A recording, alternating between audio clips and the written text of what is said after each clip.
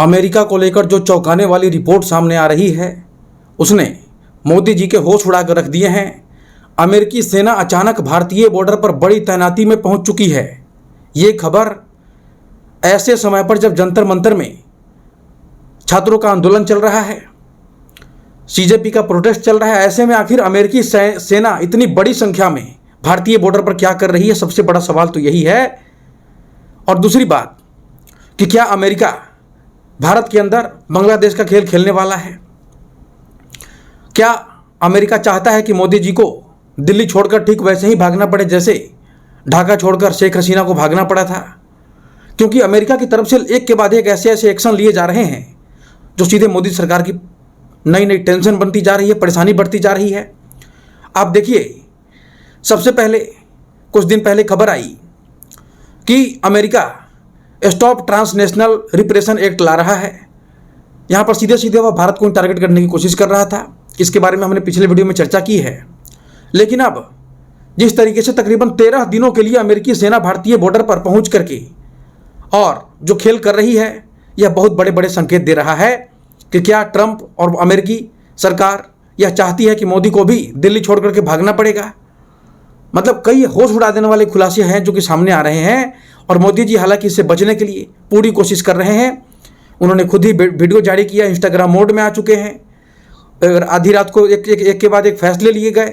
लेकिन इसके बावजूद भी जो अमेरिका एक के बाद एक कदम उठा रहा है, उसे देख कर यही लगता है कि शायद धर्मेंद्र प्रधान का इस्तीफा लेने के लिए अमेरिका भी कहीं ना कहीं से बैकग्राउंड में कोई बड़ा खेल खेल रहा है। आपको मैं बताऊं कि बांग्लादेशी सेना के साथ मिजोरम सीमा पर युद्ध लड़ने का अभ्यास कर रही है अचानक से यूएस आर्मी। आप समझिए, इस वक्त जंतर मंतर पर भयंकर प्रदर्शन चल रहे हैं। इस वक्त 15 अगस्त की तैयारी चल रही है। इस वक्त पूरे देश के अंदर प्रदर्शन है। ऐसे में अचानक से अमेरिकी सेना की भयंकर संख्या में ये लोग अगर हमारे बॉर्डर पे पहुंचे हुए हैं युद्धाभ्यास के नाम पर, तो ये केवल युद्धाभ्यास नहीं हो सकता है। यहाँ पर अमेरिका बहुत बड़ा खेल खेल रहा है।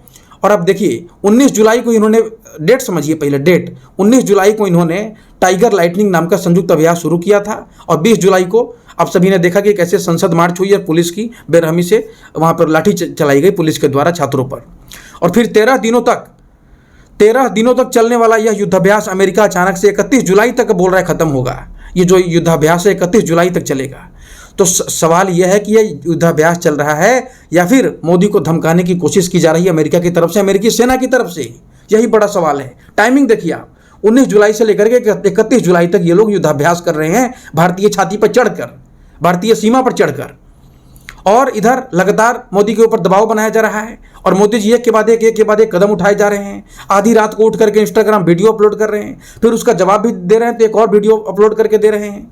तो यहाँ पर अमेरिका ने जो सबसे पहले स्टॉप ट्रांसनेशनल रिप्रेशन एक्ट बनाया, तो लोगों को लगा कि चलो नॉर्मल बात है, इस तरीके से करता है। लेकिन इसमें तो वह सीधे सीधे उन लोगों को बचा रहा है जो भारत में बड़े बड़े आंदोलन कर सकते हैं, क्राइम कर सकते हैं। कोई बड़े बड़े एक्टिविस्ट हैं जो खुल करके सरकार की आलोचना करेंगे जाकर के, अगर अमेरिका में छिप जाएंगी। और अगर उनको सरकार परेशान करने की कोशिश करेगी अमेरिका में रहते हुए, तो उसके खिलाफ या क्राइम लगा देंगे, केस लगा देंगे अमेरिका वाले। तो स्टॉप ट्रांसनेशनल रिप्रेशन एक्ट, जब ये खबर आई कि अमेरिका के अंदर ये बिल लाया गया है, इसको पास किया जा रहा है ताकि कोई भी विदेशी देश जो है आकर के और अमेरिका के अंदर छुपे हुए कोई भी एक्टिविस्ट को या फिर जो भी उस देश का कोई आंदोलनकारी है उसको कुछ भी नहीं कर पाएगा भारत, या फिर भारत का जो भी प्रशासन है या फिर भारतीय लोग उसको परेशान नहीं कर पाएंगे। तो ये खबर आई कि चलो अमेरिका तो यही कर रहा है। लेकिन उसके बाद पाकिस्तान को $10 बिलियन की बात भी शुरू हो चुकी है। बांग्लादेश के अंदर इन्होंने जो प्रोजेक्ट सफल किया हसीना को बस भगाने का, क्या वही प्रोजेक्ट भारत के अंदर भी किया जा रहा है? क्योंकि देखिए, इन्होंने पहले होर्मुज़ ब्लॉक किया, होर्मुज़ को ब्लॉक करके भारत के अंदर तेल और सब कुछ को, महंगाई को बढ़ा दिया है। अब जाकर पता कीजिए आज महंगाई की क्या स्थिति है, अंडा का क्या रेट चल रहा है, तेल का क्या रेट चल रहा है, तेल के अंदर इथेनॉल की बात शुरू हो गई। तो ऐसे में मैं देख रहा हूँ कि अमेरिका पूरी कोशिश में लगा हुआ है कि भारत के अंदर कुछ बड़ा प्रेशर क्रिएट किया जाए, बड़ा बदलाव करा दिया जाए।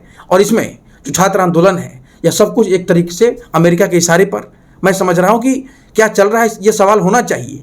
अब दूसरी तरफ अगर आप देखें तो पेपर लीक को लेकर के क्या हो रही है, सरकार की तरफ से एक के बाद एक एक्शन लिए जा रहे हैं। नेशनल टेस्टिंग एजेंसी के तकरीबन 47 अफसर को बर्खास्त कर दिया गया। ये सब कुछ रातों रात बहुत तेज़ी से स्टेप्स लिए जा रहे हैं, कानूनी कार्रवाई भी होगी उनके खिलाफ। और एक दिन पहले 2 सेक्रेटरी को भी हटाए गए। तो इस तरीके से मोदी सरकार के होश उड़े हुए हैं, क्योंकि उनको पता है कि केवल छात्रों तक बात नहीं है, ये बात कहीं और से भी कंट्रोल हो रही है। और अभिजीत दीपके आकर के कहीं और से नहीं आया है, वो अमेरिका से ही आकर के लैंड करा है भारत के अंदर। इस चीज़ को समझिए। और कुछ दिन पहले तक भी ये खबर आ रही थी कि भारतीय बॉर्डर के आसपास कई सारे अमेरिकी पूर्व जवान जो है पाए जा रहे हैं। कभी भागते हुए नेपाल बॉर्डर पर पकड़ा गए, कभी नॉर्थ ईस्ट में पकड़ा गए, कभी ड्रोन की ट्रेनिंग दे रहे थे किसी को। तो सवाल है कि ये सब चल क्या रहा है, और यहाँ पर जो जंतर मंतर पर चल रहा है, क्या उसे इन्फ्लुएंस की जा रही है अमेरिका की तरफ से, अमेरिकी सरकार की तरफ से मोदी के ऊपर दबाव बनाने के लिए? ये एक बड़ा सवाल है। और लेकिन मोदी जी हालांकि पूरी कोशिश में लगे हुए हैं कि छात्रों का, यहाँ पर भारत के लोगों का दिल जीता जाए, और इसी कारण उन्होंने पहले वीडियो जारी किया। वीडियो में लोगों ने बोला कि नहीं नहीं, धर्मेंद्र प्रधान को हटाओ, अच्छा नहीं है, नीट हमारा सही नहीं हुआ, ये सब तमाम उन पर कमेंट आया। तो उसके बाद उन्होंने फटाफट ये अफसर बर्खास्त कर दिए, 47 अफसर को, और फिर फास्ट ट्रैक का बात हुआ, और फिर ये सेक्रेटरी को भी हटाए गए। और फिर उन्होंने, मोदी जी ने एक दूसरा वीडियो भी जारी कर दिया है और ये कहा है कि थैंक यू, हम आपकी बातों को ध्यान रखें, समझे, ताकि लोगों को लगे कि हाँ जी एक्शन हो गया, अब सब कुछ शांत कर दो, अब आंदोलन खत्म कर दो। लेकिन यहाँ पर जो सीजेपी के प्रवक्ता हैं, उन्होंने साफ साफ कहा है कि हम धर्मेंद्र प्रधान के इस्तीफे पर कोई समझौता नहीं करेंगे। सरकार ने मुआवजे देने का और फिर प्रदर्शनकारियों के खिलाफ जो केस है उसे भी वापस लेने पर सहमति जताई है, लेकिन सीजेपी के प्रवक्ता साफ कह रहे हैं कि हमें तो धर्मेंद्र प्रधान का इस्तीफा ही चाहिए। और यह स्टेटमेंट अब विपक्ष की भी मांग बन गई है। कांग्रेस की तरफ से भी मैं देख रहा हूं कि यही मांग अब सबसे ऊपर आ चुकी है। तो सवाल है कि किसके इशारे पर यह सब चल रहा है, और अगर ये छात्रों की अपनी मांग है, प्रबल मांग है, तो फिर सरकार को सुनना पड़ेगा और सरकार को एक्शन लेना पड़ेगा। और यही कारण है कि सरकार के होश उड़े हुए हैं। और सरकार से अगर आप देखें तो 2 मिसकैलकुलेशन हुए, जिसका सबसे बड़ा नुकसान हो गया मोदी जी को, और आज रात भर उनको जगना पड़ रहा है, एक्शन लेने पड़ रहा है, वीडियो बनाने पड़ रहे हैं। तो जिनसे विरोध और बढ़ गया जब इन्होंने मिसकैलकुलेशन किया। पहला 18 जुलाई को सोनम वांगचुक को उठा करके अस्पताल लेकर के चले गए, फिर उन्हें कई दिन तो कैद करके रखा गया। वो लेटर लिख करके जारी करते रहे, मैं बिल्कुल ठीक हूँ, मुझे आज़ाद किया जाए, मुझे इलीगल डिटेंशन से बाहर किया जाए। इसके बावजूद भी सरकार उनकी बात नहीं सुन रही है। और फिर 20 जुलाई को संसद मार्च के दौरान अगर आप देखें तो पुलिस एक्शन कर दिया गया। तो एक तरफ आपने जहाँ पर सीता को उठाने वाला गलती कर दी, और फिर दूसरी तरफ आपने लाठी भी चलवा दिया, यानी कि वानर की पूंछ में आग लगा दिया। तो ये सारे आप वही गलतियां कर रहे हो जो कि संस्कृति में है। तो यहाँ पे सरकार को सोचना पड़ेगा, आप जो गलती एक के बाद एक कर रहे हो, कि आप कर रहे हो या फिर नियति आपसे करवा रही है, कि आपका अंत है, कि आप दिल्ली छोड़ने का मन है। तो इस तरीके से अगर आप एक के बाद एक मिसकैलकुलेशंस करेंगे तो फिर अमेरिका के अब इशारे पे ही चल रहे हैं, वो जैसा चाहेगा वैसे ही आप कर रहे हैं। तो यहाँ पे आपको सबसे बड़ी बात यही है कि अब शांतिपूर्ण जो प्रदर्शन हो रहा है उसे आप होने दें, उसको आप सपोर्ट ना करें, ना उसके खिलाफ कोई बड़ा कदम उठाएं, लेकिन आप उसको होने दें, क्योंकि ये असेंबली है, ये संविधान का हक है उनका, ये असेंबल हो सकते हैं, बातें कर सकते हैं, अपनी बातों को उठा सकते हैं। तो यहाँ पर इस चीज़ की मांग भी की जा रही है भारत के अंदर। बड़े बड़े लोगों का मैं देख रहा हूँ स्टेटमेंट्स आ रहे हैं एक के बाद एक। जो बीजेपी के अंदर के लोग हैं, जो मुरली मनोहर जोशी से लेकर के तमाम कई बड़े लोग हैं जो कि बीजेपी के अंदर हैं, उन्होंने भी ये जो 20 जुलाई को लाठीचार्ज हुआ, जो पुलिस एक्शन हुआ, उसके खिलाफ सबने आवाज़ उठाई है। और ये सरकार के इसी कारण होश उड़े हुए हैं, क्योंकि बीजेपी के कई समर्थक वहाँ पहुँच करके आंदोलन में जुड़ रहे हैं। उनके जो बच्चे हैं वो जाकर के जुड़ रहे हैं। जो लोग बीजेपी के कोर वोटर माने जाते थे, जब वो खिसकने लगे तो मोदी जी की रात की नींद उड़ गई। उन्होंने अचानक से इंस्टाग्राम मोड में आया कि बाप, हमने तो पूरे यहाँ पे मीडिया कुछ दिखाई नहीं रहा, लेकिन इंस्टाग्राम पे सारा सब कुछ वायरल हो गया, दिल्ली में एकदम से हुजूम पहुँच चुका है। तो यहाँ पर अगर आप देखें तो धर्मेंद्र प्रधान के इस्तीफे को लेकर के भी वांगचुक ने यहाँ पर जब नरम रुख दिखाया है, खबर आई, उन्होंने कहा है कि मेरे लिए सबसे ज़्यादा जरूरी बात धर्मेंद्र प्रधान का इस्तीफा नहीं था। ये स्टेटमेंट आया है वांगचुक जी का। अब यहाँ पर भी कई सारे सवाल उठा रहे हैं। उन्होंने ये स्टेटमेंट कोई आज़ादी में नहीं दिया, जब वहाँ पे डिटेंशन में है, वो चारों तरफ से पुलिस उनको घेरी हुई है, अस्पताल के अंदर डॉक्टर घेरे हुए हैं, वहाँ पर वो इस तरह के स्टेटमेंट दे सकते हैं, दबाव में आकर के दे सकते हैं। उनकी जान को खतरा है। वहाँ पर 26 दिनों तक 25 दिनों तक जो व्यक्ति अनशन करेगा वो इन्फ्लुएंस में आएगा ही सरकार के निश्चित तौर पर। तो ये जो स्टेटमेंट उनका आया है, इसकी भी जाँच होनी चाहिए कि वो किसी के दबाव में दे रहे हैं या फिर उनका ये पर्सनल फैसला है। और फिर पिछले 24 घंटे में अगर आप देखें तो मोदी सरकार ने कई सारे और कई बड़े एक्शन लिए हैं। और मीटिंग के बाद मीटिंग हो रही है। सीजेपी और जेपी नड्डा के बयान से साफ दिख रहा है कि सरकार जो है चूँकि दबाव में आ चुकी है। दबाव में आकर के बार बार मीटिंग कर रही है सरकार। उनको जो सीजेपी के जो हैं उनको बार बार बुलाया जा रहा है कि आ जाओ बातचीत करते हैं। अब सवाल है कि सरकार अगर धर्मेंद्र प्रधान के इस्तीफे की मान ली तभी कहा जा सकता है कि उसने हार मानी है। यह भी बड़ी बात है, क्योंकि अभी सरकार सिचुएशन को कंट्रोल करने की कोशिश कर रही है, इस्तीफे दिलवा रही है, अपने लोगों को बर्खास्त कर रही है जो अधिकारी उसमें शामिल थे, और फिर यहाँ पे मीटिंग हो रही है उनके साथ, उनकी मांगों को सुनी जा रही है। और जो मांग है सीजेपी का सबसे बड़ा यही है कि धर्मेंद्र प्रधान का आप इस्तीफा दीजिए, 1 से 2 दिन में दीजिए। सरकार ने भी कहा है कि हम कुछ समय लेंगे, आपको हम बताएंगे। अगर सरकार ने बोल दिया कि जी इस्तीफा तो हम नहीं दे पाएंगे धर्मेंद्र प्रधान का, सोचिए उसमें क्या होगा स्थिति। जिस तरीके से जंतर मंतर उबल रहा है और ऊपर से अमेरिकी जो सैनिक तैनात है बॉर्डर पर, अमेरिका की तरफ से जो लगातार भारत के ऊपर कई महीनों से प्रेशर बन रहा है, होर्मुज़ को उसने उखाड़ दिया ताकि भारत के अंदर महंगाई बढ़ जाए, मोदी के खिलाफ आक्रोश फैल जाए। ये सब कुछ अगर आप देखें तो ये सब कुछ जब विस्फोट करेगा तो ये बहुत बड़ा धमाका कर सकता है, मोदी जी के लिए बहुत बड़ी मुश्किल हो जाएगी। और अगर मोदी जी इस बात को मान लेते हैं कि ठीक है इस्तीफा हम ले लेंगे, तो फिर यहाँ पे इस्तीफे का पिटारा खुल जाएगा एक के बाद एक, और भी इस्तीफे मांगे जाएंगे। नितिन गडकरी से मांगे जा सकते हैं। आप एक्सप्रेसवे बनाते हैं, पुल बनाते हैं, हाईवे बनाते हैं, सब में प्रॉब्लम्स क्रिएट हो रही हैं, इसे लेकर के सवाल हो सकते हैं। फिर अगर आप देखें तो निर्मला सीतारमण जी से सवाल हो सकते हैं, महंगाई क्यों इतना बढ़ रहा है, जीएसटी को लेकर के कई बड़े विवाद हैं। फिर सवाल उठ सकता है पेट्रोलियम मंत्री का कि भाई आप इस्तीफा दीजिए, आपका इथेनॉल E20 ये सब चीज़ क्या चल रहा है, नितिन गडकरी का भी इसमें नाम घसीटा गया।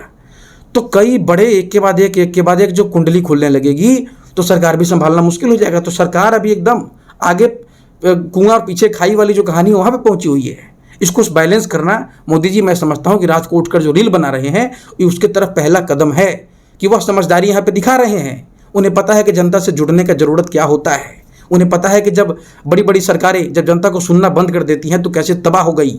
उन्होंने ये चीज़ देखा है, लंबे समय से उन्होंने जनसंघ से लेकर हर जगह पर उन्होंने परिश्रम किया, मेहनत किया, उस चीज़ को जाना। वही तो इसी कारण तो इतने समय तक वो टिके हुए हैं। इतने विरोध के बावजूद, आंतरिक विरोध भी है, बाहर से भी विरोध है, लेकिन मोदी कुर्सी पर टिके हुए हैं लंबे समय तक, क्योंकि वह जनता की नब्ज को जानते हैं, समय रहते फैसला रियलिटी को समझते हैं और फैसला लेते हैं, डिसीजन बदलते हैं। तो यहाँ पर अब सवाल है कि धर्मेंद्र प्रधान का जो इस्तीफा है क्या वह लेंगे, या फिर वह होगा जो जंतर मंतर को एकदम से उबाल देगा, विस्फोट हो जाएगा। जंतर मंतर अगर विस्फोट हुआ तो क्या हो जाएगा आप समझ सकते हैं, क्योंकि छात्रों की संख्या वहाँ पर रुक नहीं रही है, सरकार पूरी कोशिश कर रही है। लेकिन जो अनशन तुड़वाना हुआ, जो मोदी जी का वीडियो जारी करना हुआ, जो ये सारे अभी इस्तीफे आ रहे हैं, और फिर अब खबर आ रही है कि कैबिनेट में भी एक नया बिल मोदी जी बोले हैं कि लाएंगे हम। तो ये सारे हैं जो कि प्रेशर को रिलीज करने की कोशिश है, छात्रों को मनाने की कोशिश है। अब सवाल है कि क्या अमेरिका मानेगा, क्योंकि उधर से भी एक तरीके से प्रेशर लगातार बढ़ता जा रहा है। उसने टैरिफ भी लगा दिए 10% फिर से, और फिर बोलता है कि 200% ही फार्मा पे लगाएंगे, जो कि भारत अमेरिका को $10 बिलियन हर साल तकरीबन वहाँ पे एक्सपोर्ट होते हैं। हमारे जेनरिक दवाएं बहुत सारे एक्सपोर्ट होते हैं। वहाँ के 40% जो जेनरिक दवा है हम ही लोग एक्सपोर्ट करते हैं अमेरिका के अंदर भारत की तरफ से। तो अमेरिका का भी लगातार प्रेशर, होर्मुज़ में उसने मार उखाड़ दिया ताकि भारत के ऊपर महंगाई बढ़ जाए, मोदी के ऊपर दबाव बन जाए। तो इसको कैसे हैंडल करना है अभी मोदी जी को वही देखना होगा। हालांकि अभी तक मैं देख रहा हूँ कि 3-4 स्टेप्स जो लिए गए हैं, रातों रात जो फैसले लिए गए हैं, यह सिचुएशन को डीएस्केलेट करने की कोशिश है। जो गुस्सा है कि सरकार को सुन नहीं रहे, कुछ बोल नहीं रहे, कि वो लाठी चला रही है, कई तरह के बयान वायरल किए गए पुलिस को और मोदी को लेकर के। तो इसके बाद जब सरकार जागी है और जब एक के बाद एक कदम ले रही है, तो ये कहीं ना कहीं जनता को एक राहत की खबर है कि चलो सरकार कम से कम सुन तो रही है बात। और फिर मोदी जी अभी कुछ दिन समय पहले एक वीडियो जारी किया नया, जहाँ पर वो बोल रहे हैं thank you friends, thank you, आपने मुझे फीडबैक दिया, हम उस पर एक्शन ले रहे हैं। कई लोगों का इस्तीफा वगैरह ये सब चीज़ की बात भी आई सामने।